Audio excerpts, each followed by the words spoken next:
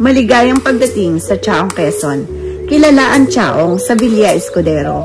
Ngunit sa likod ng kaularang ito, matatagpuan ng isang payak na komunidad na nangangailangan ng tulong, ang aking napiling barangay, ang Barangay Bulakin.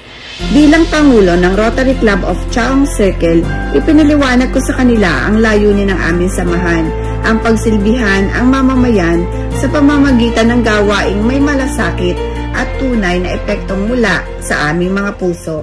Yun nga ako namatay dito sa ikuan. Parang ako nang tumigil siya. Ay, baba na kayo. Yung pagkababae ko, nalagutan ako din sa kanong ko. Pinababa na ako yung ina. Parang hindi masakta. At sabi niya, nakita namin ang pangangailangan sa edukasyon, kabuhayan at kalusugan. Pero higit doon, nakita rin namin ang potensyal at ang matibay nilang diwa ng bayanihan. Sa bawat ngiti, sa bawat kwento, ramdam ko ang pangarap nilang mabigyan ng pagkakataong umasenso.